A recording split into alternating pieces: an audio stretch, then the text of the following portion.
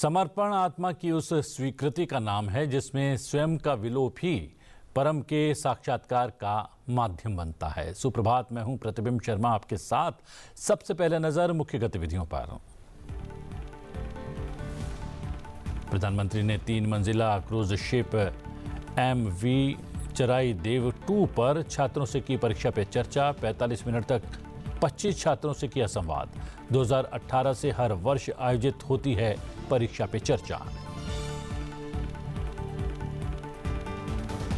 विकसित भारत राम जी विधेयक बना कानून। राष्ट्रपति द्रौपदी मुर्मू ने दी मंजूरी। 100 की जगह 125 दिनों के काम की मिली गारंटी। राष्ट्रपति ने शांति विधेयक भी किया मंजूर। अब निजी क्षेत्र के हाथ में भी होगी परमाणु ऊर्जा। बांग्लादेश में हिंदुओं पर हो रहे लगातार हमलों पर सख्त हुई सरकार। दीपू चंद्र दास की निर्मम हत्या में शामिल अपराधियों के विरुद्ध सख्त कार्रवाई करने की बांग्लादेश सरकार से की मांग। बांग्लादेश के उच्चायोग की सुरक्षा में सेंध लगाने की खबर को बताया बांग्लादेशी मीडिया का झूठा प्रोपेगेंडा। उपराष्ट्रपति और लोकसभा अध्यक्ष का आज व्यस्त कार्यक्रम। उपराष्ट्रपति CP राधाकृष्णन IDAS प्रोबेशनर्स से करेंगे बातचीत, सौगात दी है। प्रधानमंत्री नरेंद्र मोदी ने असम के नाम रूप में 10,601 करोड़ रुपए की लागत से बनने वाले Assam valley fertiliser and chemicals limited के आधुनिक अमोनिया यूरिया प्लांट का शिलान्यास किया है। ये संयंत्र सालाना करीब 12 लाख मीट्रिक टन उर्वरक उत्पादन की क्षमता वाला होगा। इस अवसर पर आयोजित विशाल जनसभा को संबोधित करते हुए प्रधानमंत्री ने कहा कि आज असम और पूर्वोत्तर के लिए ऐतिहासिक दिन है। प्रधानमंत्री ने इस आधुनिक उर्वरक संयंत्र के लिए देश भर के किसानों को शुभकामनाएं दी हैं। उन्होंने कहा कि भाजपा की डबल इंजन सरकार में उद्योग और कनेक्टिविटी साथ साथ आगे बढ़ रहे हैं, जिससे असम के सपनों को पंख मिल रहे हैं और युवाओं में नए अवसरों की उम्मीद जाग रही है। विकसित भारत के निर्माण में देश के किसानों की, यहां के अन्नदाताओं की बहुत बड़ी भूमिका है। इसलिए हमारी सरकार किसानों के हितों को सर्वोपरि रखते हुए दिन रात काम कर रही है। यहां आप सभी को किसान हितैषी योजनाओं का लाभ दिया जा रहा है। कृषि कल्याण की योजनाओं के बीच ये भी जरूरी है कि हमारे किसानों को खाद की निरंतर सप्लाई मिलती रहे। आने वाले समय में ये यूरिया कारखाना ये सुनिश्चित करेगा। इस फर्टिलाइजर प्रोजेक्ट पर करीब 11,000 करोड़ रुपए खर्च किए जाएंगे। यहां हर साल 12 लाख मैट्रिक टन से ज्यादा खाद बनेगी।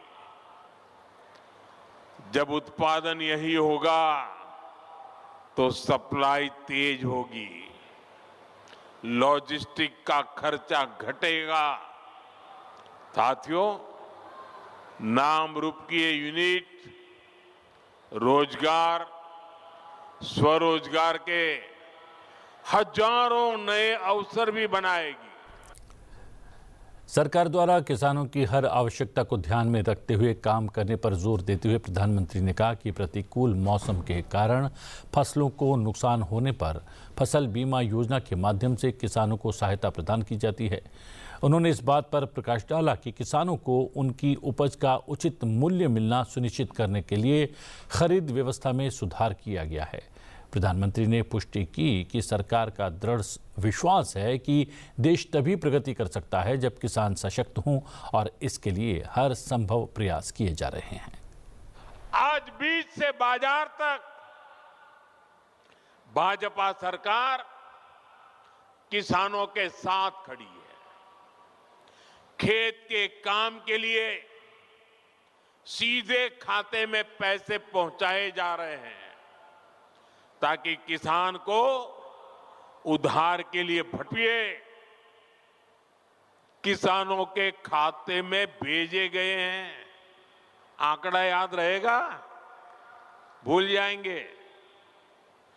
4 लाख करोड़ रुपया मेरे देश के किसानों के खाते में सीधे जमा किए हैं। इसी साल किसानों की मदद के लिए 35,000 करोड़ रुपए की 2 योजनाएं, नई योजनाएं शुरू की है। 35,000 करोड़। पीएम धन धान्य कृषि योजना और दलहन आत्मनिर्भरता मिशन, इससे खेती को बढ़ावा मिलेगा। साथियों, हम किसानों की हर जरूरत को ध्यान रखते हुए काम कर रहे हैं। खराब मौसम की वजह से फसल नुकसान होने पर किसान को फसल बीमा योजना का सहारा मिल रहा है। फसल का सही दाम मिले, इसके लिए खरीद की व्यवस्था सुधारी गई है। हमारी सरकार का साफ मानना है कि देश तभी आगे बढ़ेगा जब मेरा किसान मजबूत होगा, और इसके लिए हर संभव प्रयास किए जा रहे हैं। महाराष्ट्र में हुए स्थानीय निकाय चुनाव में बीजेपी के नेतृत्व वाली महायुति ने शानदार जीत दर्ज की है। राज्य चुनाव आयोग के आंकड़ों के मुताबिक बीसा, दीमा, हसाओ, कोकराझार, गोलाघाट, कार्बी, ओगलोंग और नलबाड़ी जिलों से चुने गए थे।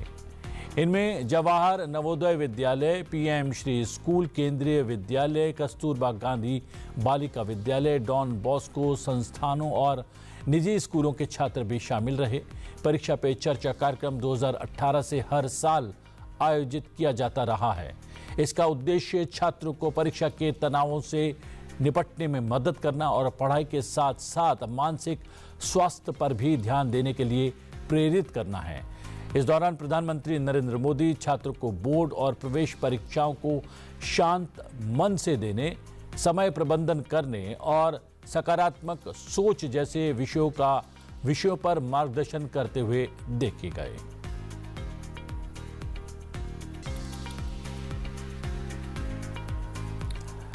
राष्ट्रपति द्रौपदी मुर्मू ने विकसित भारत रोजगार और आजीविका मिशन ग्रामीण विकसित भारत जी राम जी बिल 2025 को मंजूरी दे दी है।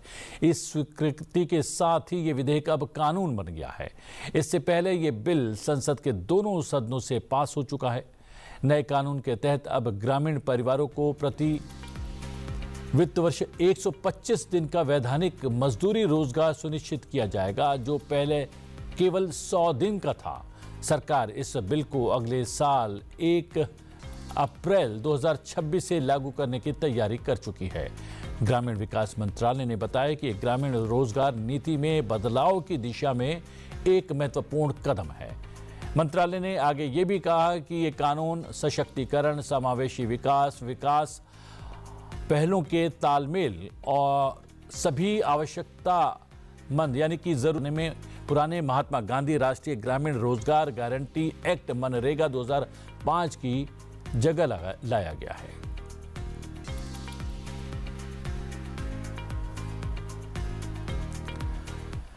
राष्ट्रपति द्रौपदी मुर्मू ने संसद के शीतकालीन सत्र में पारित किए गए भारत के रूपांतरण के लिए नाभिकीय ऊर्जा का संधारणीय दोहन और अभिवर्धन शांति विधेयक को भी मंजूरी दे दी, जिसके बाद ये भी कानून बन गया।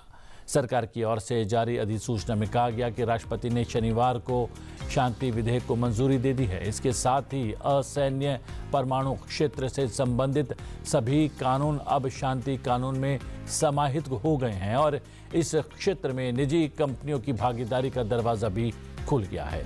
इस बिल के लागू होने से 1962 का एटॉमिक एनर्जी एक्ट और 2010 का civil liability for nuclear damage act रद्द हो गया है, जो पहले नागरिक परमाणु ऊर्जा क्षेत्र के विकास में बाधा बना हुआ था। ऐसे में अब शांति विधेयक के अनुसार अब निजी कंपनियां और संयुक्त उद्यम सरकार से लाइसेंस लेकर न्यूक्लियर पावर प्लांट का निर्माण, संचालन और डीकमीशनिंग कर सकती हैं।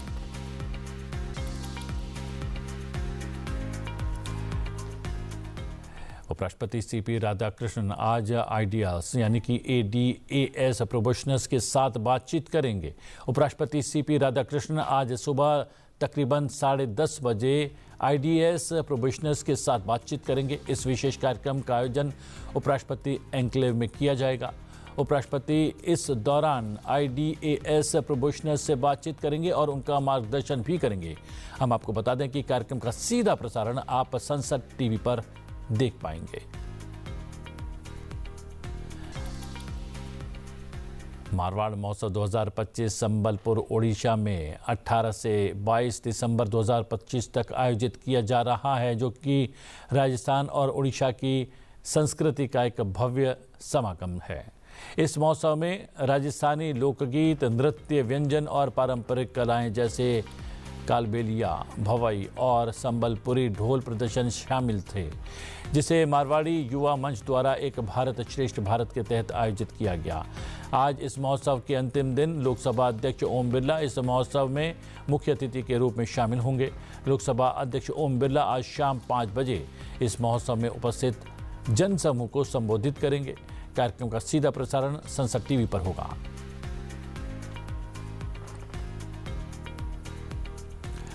बांग्लादेश में हिंदुओं पर हो रहे लगातार हमलों और दीपू चंद्र दास नामक हिंदू युवक की निर्मम हत्या पर भारत ने बेहद कड़ा रुख अपनाया है। साथ ही विदेश मंत्रालय ने बांग्लादेशी मीडिया के उस झूठे प्रोपेगेंडा की भी धज्जियां उड़ा दी हैं, जिसमें दावा किया जा रहा था कि दिल्ली स्थित बांग्लादेश उच्चायोग की सुरक्षा में बड़ी सेंध लगी है।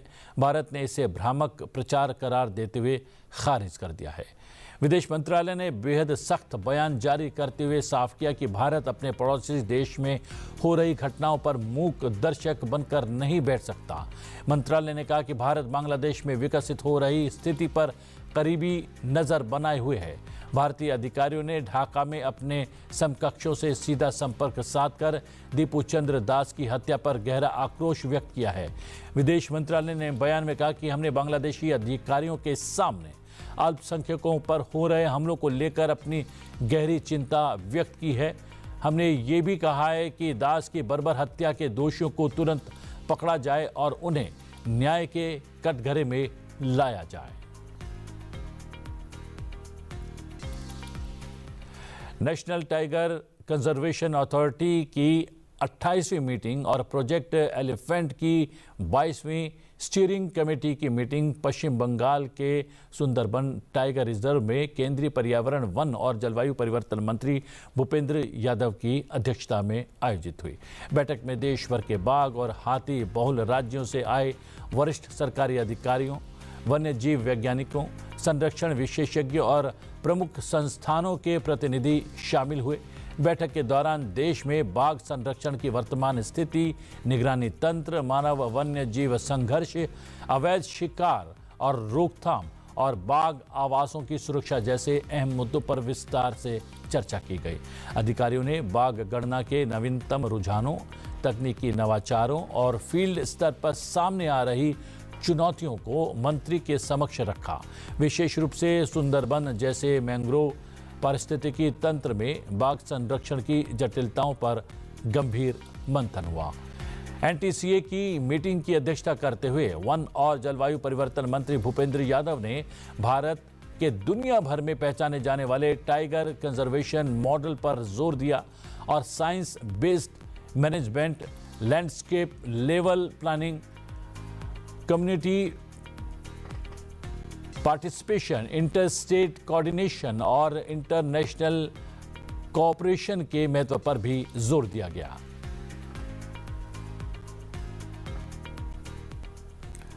भारतीय अंतरिक्ष अनुसंधान संगठन इसरो बुधवार को संचार उपग्रह ब्लू बर्ड ब्लॉक 2 का प्रक्षेपण करेगा।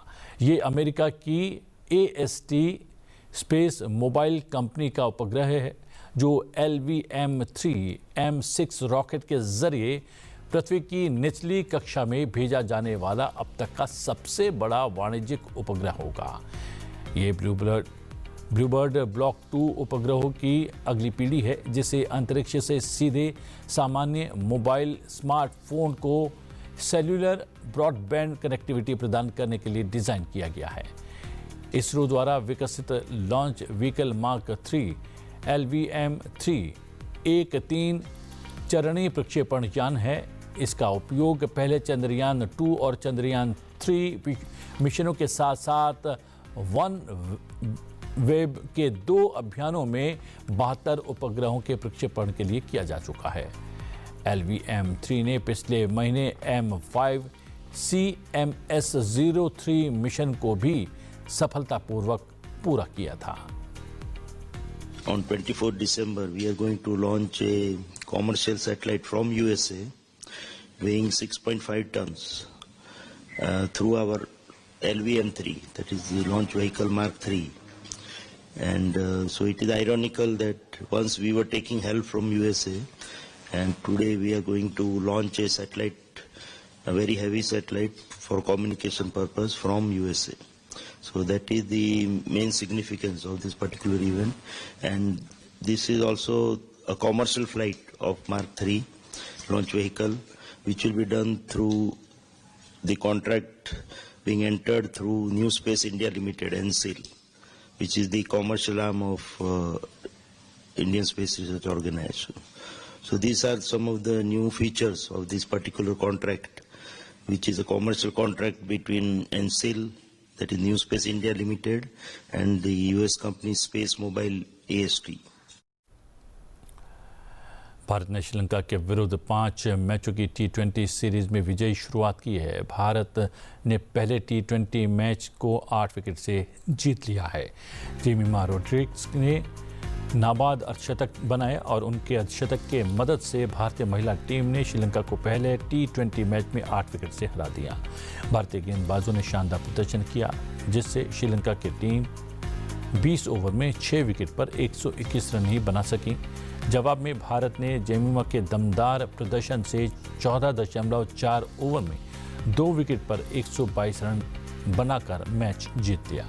भारत ने इस तरह 5 मैचों की T20 सीरीज में 1-0 की बढ़त बना ली है।